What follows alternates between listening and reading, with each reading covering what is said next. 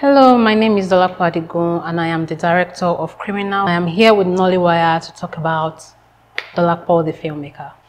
Okay, I think for the longest time, if you ask some of my friends when I was doing my master's, they will tell you I talk about directing films a lot. Even though I think at that point I didn't really understand what it would take.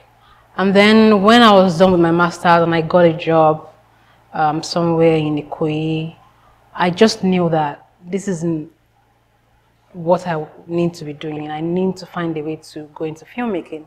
So I remember I told my then boss that I wanted to learn graphic design because somewhere, I think I read somewhere that you can start from being a graphic designer, being an editor. So my plan was to learn the Adobe suits, learn graphic design, learn editing, learn visual effects. So then I went to a school by myself. I learned graphic design.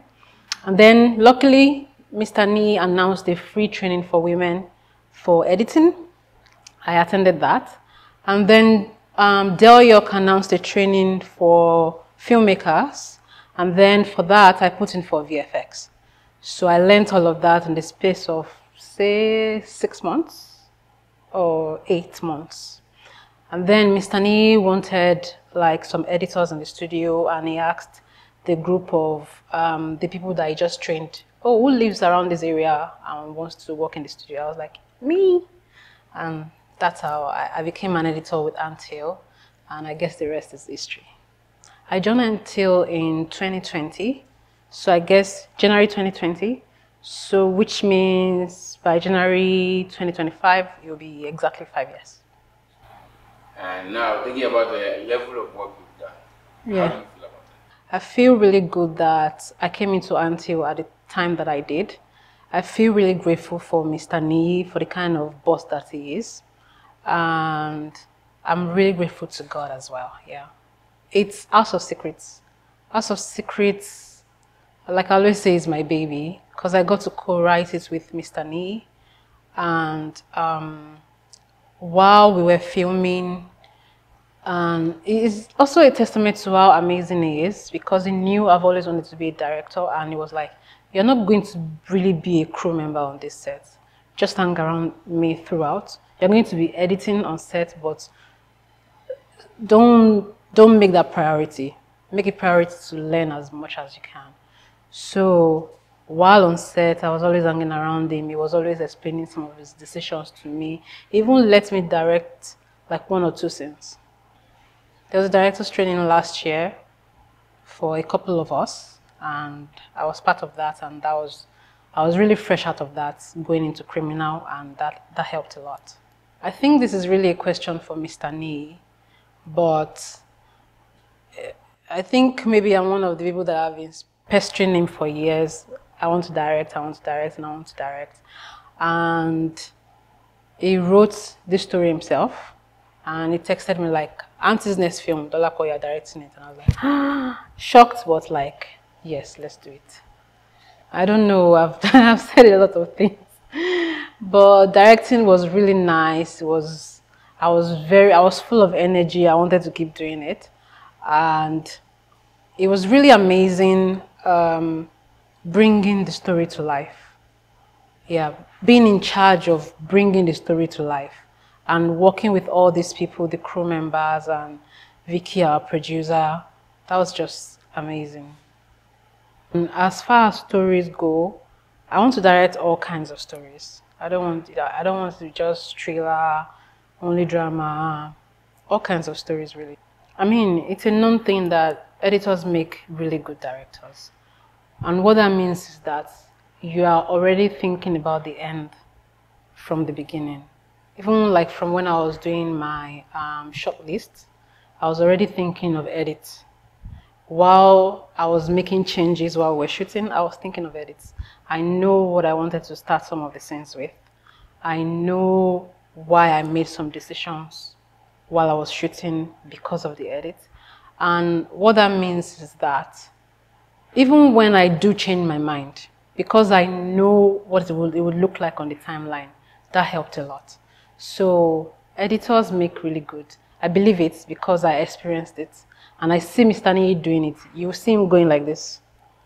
And I found myself doing that a lot sometimes because you're like piecing things together that don't even exist yet, which is amazing. I've always thought that editing is like a giant puzzle that is scattered everywhere, and you are in charge of piecing it together, and you can break rules, which is amazing, which is what you can't do with like classic puzzles. But with editing, if you feel like this might feel better, sometimes you're right, sometimes the timeline surprises you. And for directing,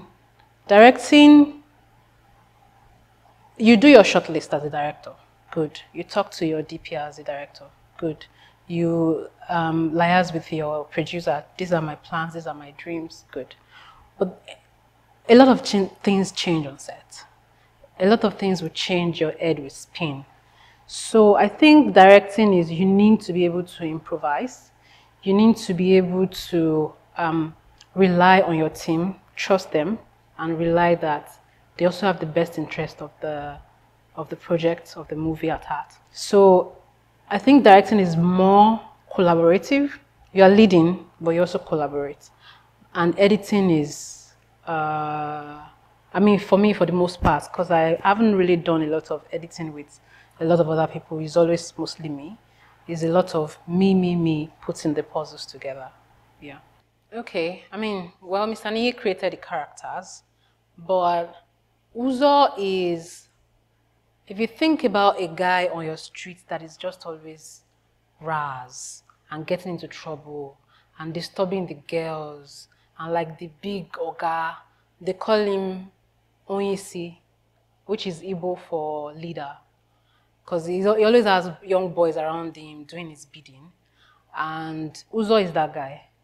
Only this time, Uzor's brother tries to help him to leave that life behind, to leave the ghetto.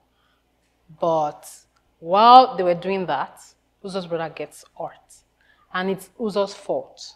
So now he goes into the hospital, and all his years, all his life as this person, this neighborhood tout, needs to come into play to save his only brother. And that's what he does. He goes into the hospital, he tells them, treat my brother. They go like, no, we have other things we are doing, yeah. And he's like, if you don't treat him, everybody down. If you don't treat him, I'm going to bring this place down. And that's it. His motivation is like his family or... Yeah, I mean, for that day, it's a film that happens in a day. And I mean, we do flashback to some of the background story that influenced his decisions. But yeah, that day was about his brother.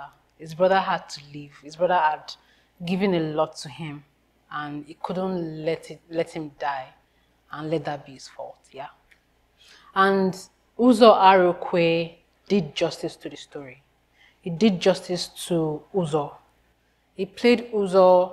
There are sometimes he does some things and I'm like, that's nice, which is what every director wants. So that's amazing. If you look at the film, you will see how Uzor worded his request. Before Dr. Amara even came down, Uzor had killed the hospital security. Uzor had killed somebody in the reception. So Dr. Amara was like, he looked at the dead person, which we filmed around there, which is amazing. She looked at the dead person and like, you can't bully me, this is my hospital. And she was in surgery with a pregnant woman. She was about to do a CS. So she's literally saving 2 people upstairs, and you come here and say, treat my brother. And I believe our initial belief is that they are all thugs. So you want me to save thugs or a thug when there is a baby upstairs and the mother, and I can at least do that first. Or you can take your brother to another hospital. She did give them that option, and they didn't take it. She was not scared.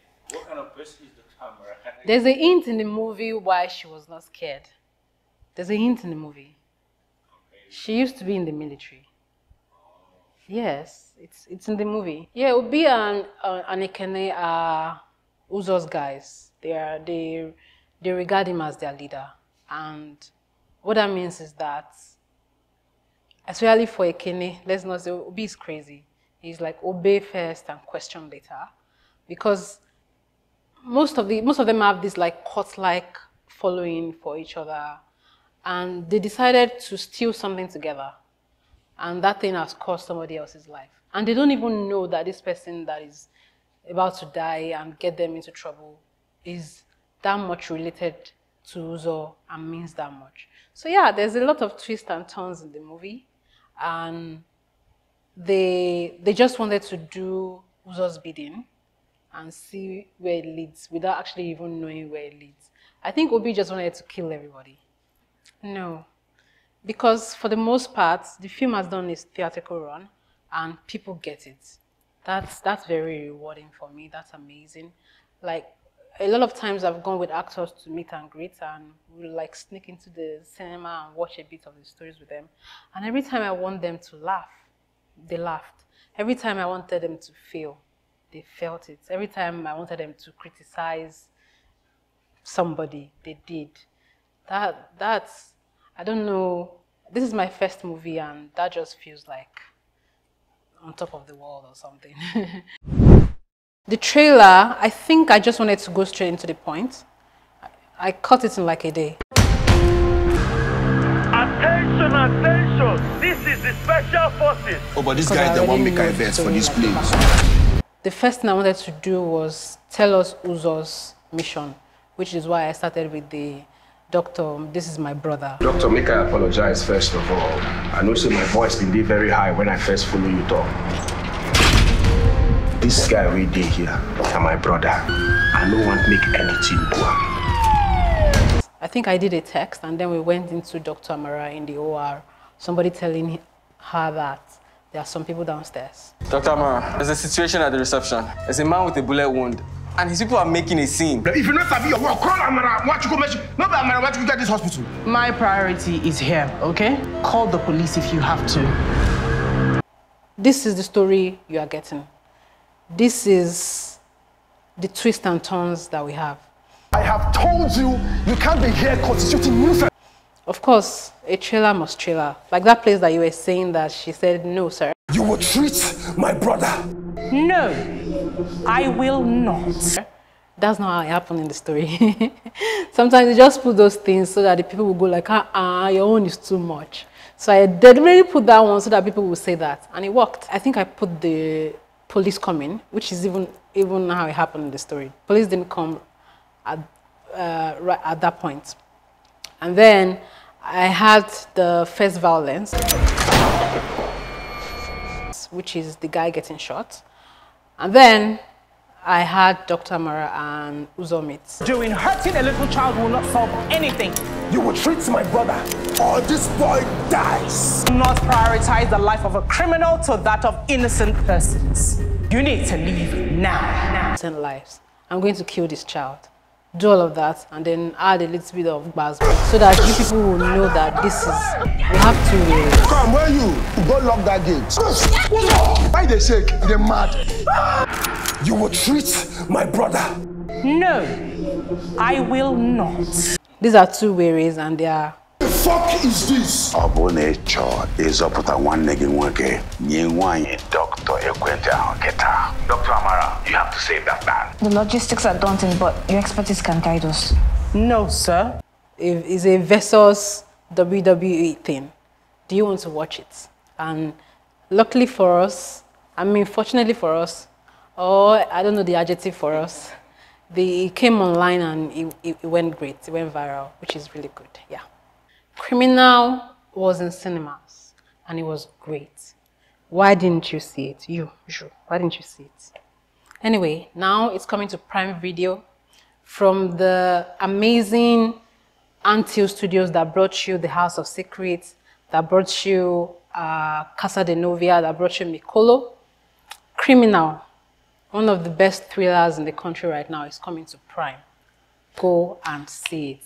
And I think this is mostly for our brothers and sisters in diaspora who have been asking us, when are we going to see this movie online? Now it's coming, and you get to see this amazing story.